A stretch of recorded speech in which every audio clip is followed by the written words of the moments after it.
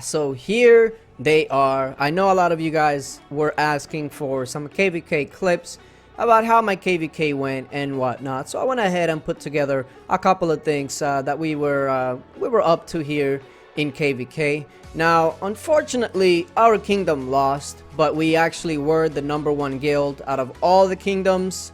It just goes to show you that our kingdom was pretty much dead. And even though we had two other Chinese Titan guilds, JXI and JK5, literally all they ever did was just sit in base and forts because, I mean, they have Emperor, Gold, Champion, 11k heroes, so they're not going to get challenged.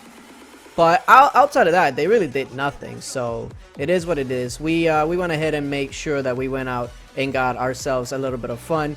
And as you can tell, this one was a fort hit, and I was able to pop my 50% boost, my last one, unfortunately. But it is what it is. They're there for you to use them. So we went ahead and actually won that. I won range phalanx. He was in cavalry phalanx, so that actually did make a big of a big difference. He also didn't use a size boost, which is kind of offensive. But yeah, it's pretty much the no size boost and also wrong phalanx was able to go ahead and take that. Guildfest at the moment actually has a couple of 50% army attacks, so I'm actually looking forward to that because I don't actually buy the packs or anything like that that give out the 50% army attack boost. The ones that I usually have are either from Guildfest or they're from the Darkness.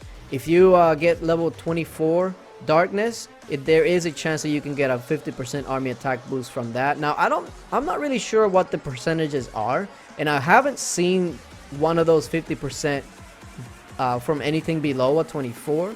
So yeah, if you can get 24s, make sure that you're getting those 24s because they can really give you some nice stuff, especially those army attack boosts. So this is just us attacking a Tempest Fort, which is gonna give us a nice little infantry boost right before we actually take another rally in another fort. So that was perfect timing. So as you can tell, we were able to take that one. And I don't really know what this guild here was doing, but every time they would rally, they would use literally like hundreds of wing boots to get their troops in there. So I don't really know what they were doing, but they spent so much just on wing boots that it was ridiculous. Like, if they had to recall, they would recall and then send again and then use like 5 or 10 wing boots to get their troops there. I really didn't understand why couldn't they just port over. But hey, if they wanted to go ahead and use all those wing boots, I'm a-okay with that. So as you can tell, those troops are flying. I think what it was is that a lot of them were sitting by base and they just didn't want to port over. Like, I didn't understand that.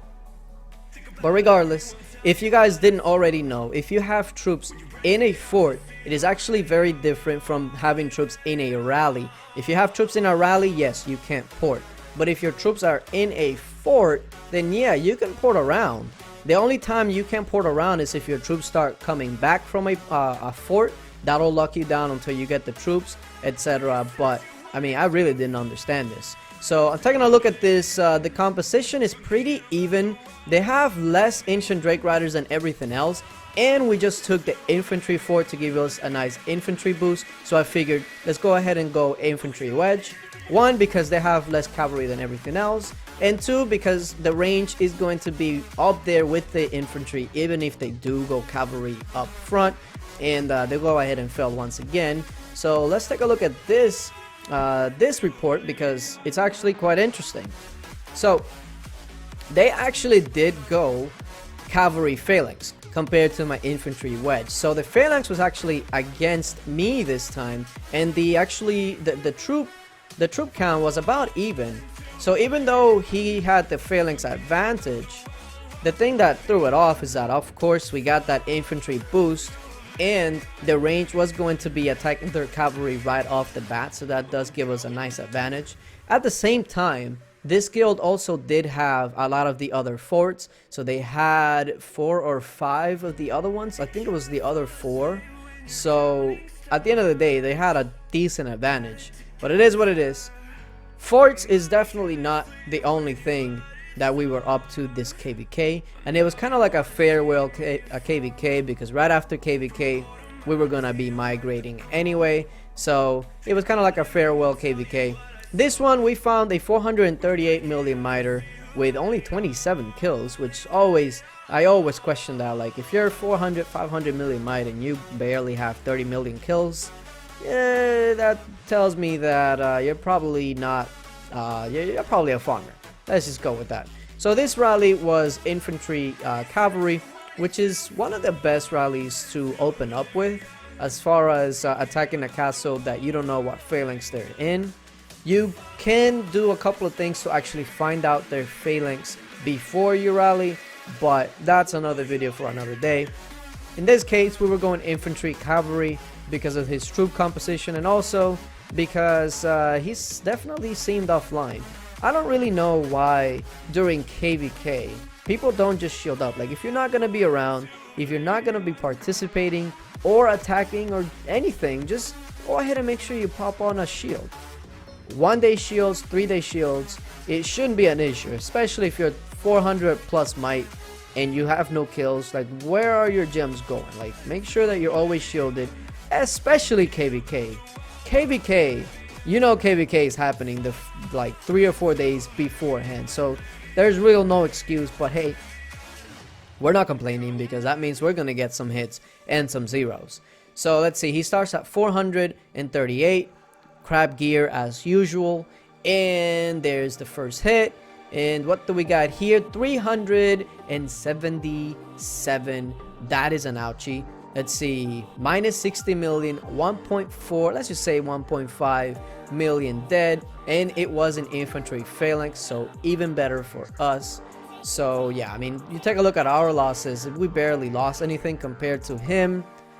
We're talking about 100 and, well, actually 1.1 million T4s lost on that one, and we're about to get another million with the heroic cannoneer and ancient drake riders right now. So let's take a look. We're going heroic fighters, and a lot of people here would say, well, how come you're only sending 100,000 when you can send 200,000? That's just selfish. Well, actually, in this guild we seem to have an issue, and this issue is that too many people try to join rallies. So if you do send 200,000, you usually get sent back and told to send 100,000, and that can sometimes lead us into problems, because then you get sent back, people send 100,000, 50,000, and by the end of it, instead of having a complete full rally, you'll end up with a rally with like 30 or 40,000 less troops. But when you have 20 people ready to join a rally, it's so much better than having to just cry and scream for a rally to fill. Like, you can't imagine how much better that is to have an active guild that can do that. So I'm really happy about that. That's a good problem to have, let's just say that. So yeah, let's see. So as you can tell, look at us, 2.262 instead of 2.3 in the rally, but it is what it is. So long as everybody was able to get in and get some kills, we are okay with that. And heroic cannoneers, over 1 million dead, and about, let's just say, another 760 T3 completely wiped out. So definitely good look. Now this one here, once again, we found offline with crap gear during KvK. I don't understand it, but it is for our benefit that this happens. So this one, as you can see there, we are gonna go ahead, and I believe this one is going to be a full cavalry rally. I forget exactly what it is. Maybe we'll see it here in a second, but once again, another castle that is unprotected during KvK, and not only unprotected, but without war gear. I usually, what I tend to do, and maybe you guys can start adopting this philosophy, if you're gonna log off, period, don't log off in your monster hunting gear. If you are on your monster hunting gear, just make sure that you use your energy, whether that's killing level 2s, level 3s, whatever. Make sure that you use up your energy whenever you're online, and then when you're going off, make sure that you always switch to war gear. Make it a habit. Because from what I've seen, people make it a habit to log off in Monster Hunt gear instead of the other way around. Like, just log off in War gear.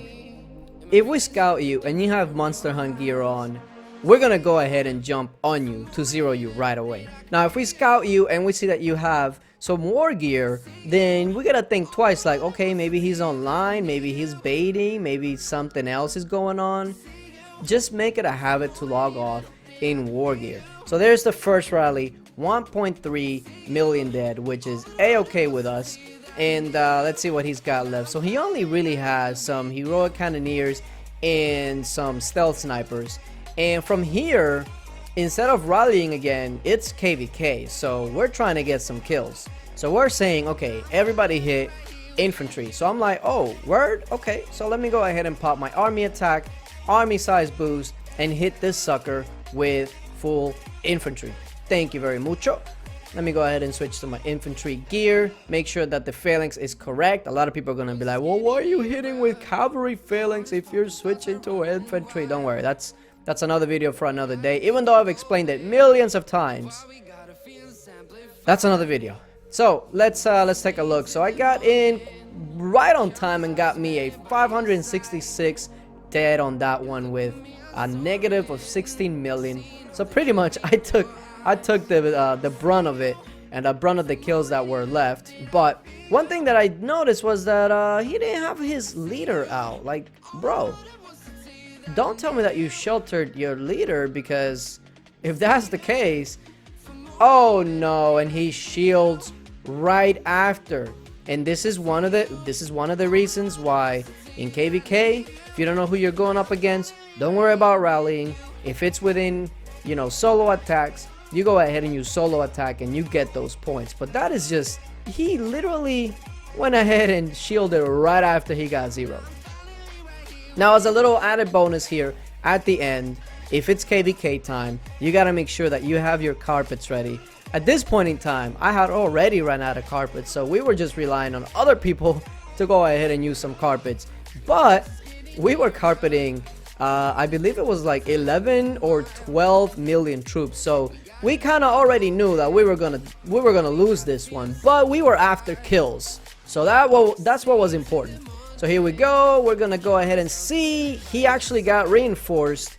And let's go ahead and take a look at this report, because a lot of people will say, well, you smoked them, so you lost. But no, that's not the case. We got 1.5 million dead, minus 44. Take a look at the wounded, 40,000 wounded. So I don't know what the people that poured it over and reinforced him did, but they literally didn't help him whatsoever. If you're not reinforcing the front lines, you're not really helping too much. So we did take some losses. We definitely took some losses, but this guy took the brunt of it, because look at this. We wiped out 750,000 plus of his heroic fighters. Let's just say we pretty much wiped out his infantry and the heroes. Dude, your heroes, what is that? That is just trash. So yeah, hopefully you guys enjoyed the video. I tried to commentate through the whole thing instead of just putting music, because some videos are good like that, some are not. But yeah, appreciate you guys for watching, and until later, bye.